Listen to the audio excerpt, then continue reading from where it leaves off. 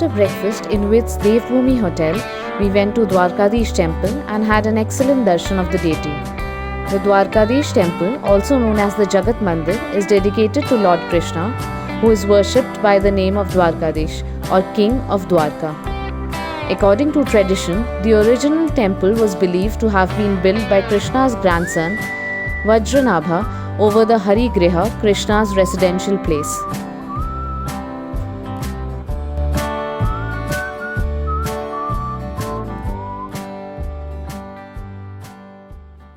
We are approaching the Nageshwar Mahadev's temple.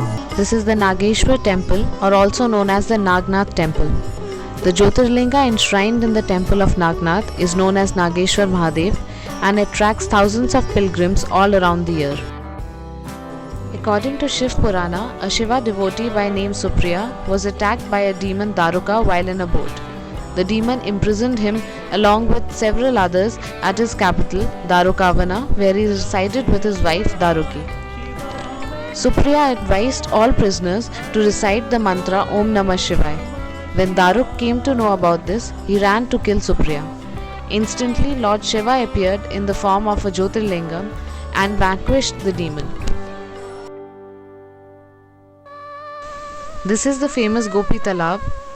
When Lord Krishna moved to Dwarka, the gopis could not bear the separation and came to visit him. They united with their Krishna at the Gopi Talab 20 kilometers north of Dwarka. Legend says that, unable to part from Krishna, the gopis offered their lives to the soil of this land and merged with their beloved. It is said that they turned into yellow clay known as Gopi Chandan. Even today, the soil of Gopi Talab is extremely smooth and yellow in color. This is a temple dedicated to Rukmini, wife of Lord Krishna.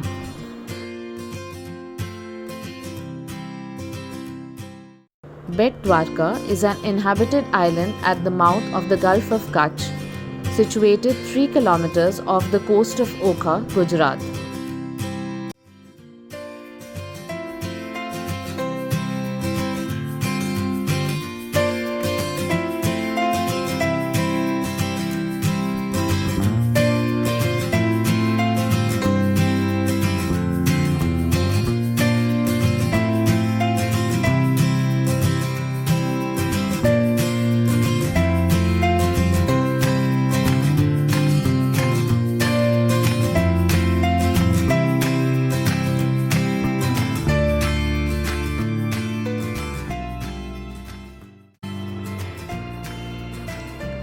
The Little Run of Kutch is a salt marsh which is part of the Run of Kutch in Gujarat, India. The Little Run of Kutch is home to the Indian wild ass Khur. We stayed in Kuba huts of Devji Bhai of Dharangadra, where tea, breakfast, lunch and dinner was also provided to us. He arranged the run safari during the day, where we saw the wild ass, the migratory birds and the production of natural salt.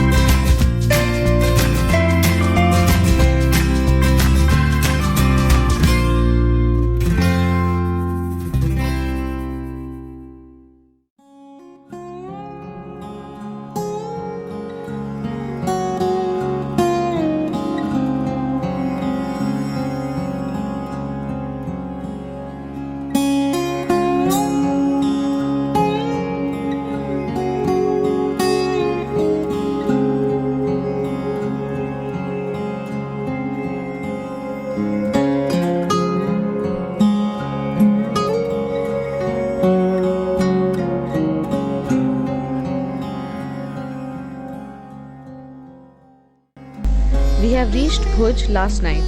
In the morning, before proceeding further, we have come to Ashapura Devi temple.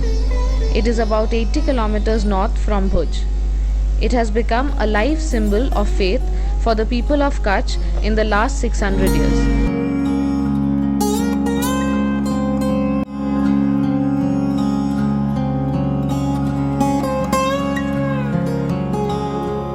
We have reached the Lakhpat Fort, which is very near to the India-Pakistan border.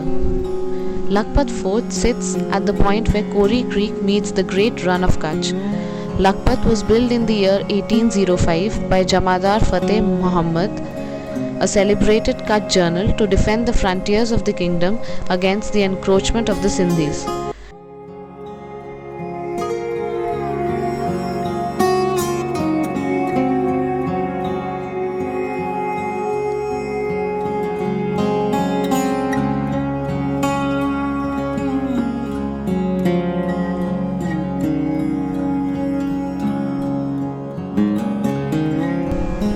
Our next destination is Narayan Sarovar, which is one of the 5 holy lakes of Hinduism, along with Mansarovar in Tibet, Pampa in Karnataka, Bhubaneswar in Odisha, and Pushkar in Rajasthan. The lake is associated with a time of drought in the Puranic area when Narayan, a form of Lord Vishnu, appeared in response to the fervent prayers of sages and touched the land with his toe, creating the lake. Koteshwar is a small village and the location of an ancient Shiva temple. It is located near the mouth of Kori Creek in the west of Kutch district of Gujarat. In the past, the temple was almost entirely cut off from the mainland by tidal creeks, but now is connected by road. Koteshwar Shiva is said to be the Bhairav of Hinglaj Mata residing at Hinglaj. The virtuous devotees are therefore recommended to visit Koteshwar after they have visited Hinglaj Mata.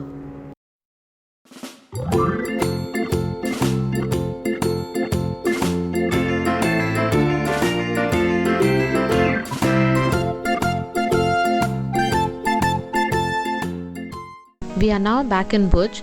This is Hamisar Lake. On one side is the famous Swami Narayan temple and on the other side are the Chhatris.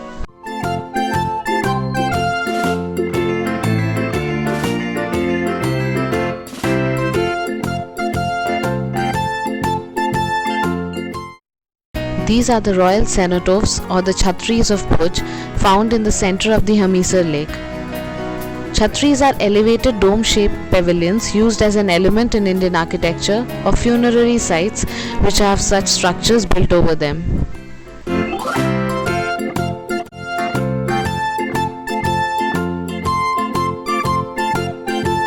These Chhatris are built in red sandstone, and some of these are specimens of fine carvings. Of the funerary monuments, Rao Lakhpatji's Chhatri is the largest. With Maharao Lakhpat's death, 15 of his consorts too gave in their lives in funeral pyre. This is evident in Sati stones.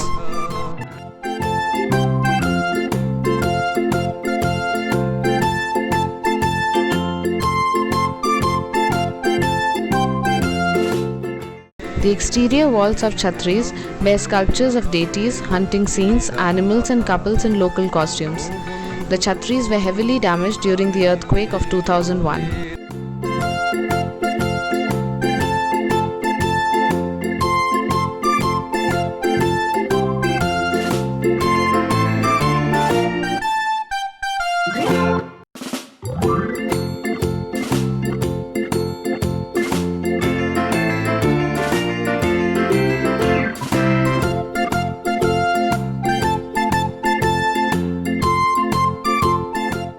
This is the old Swami Narayan temple.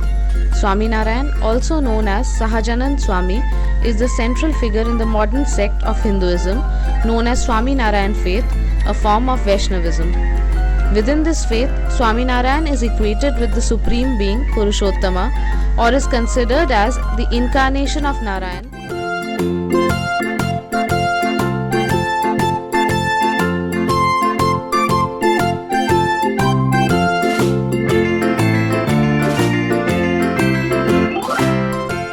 Our next destination is Aina Mahal and Prag Mahal Palace.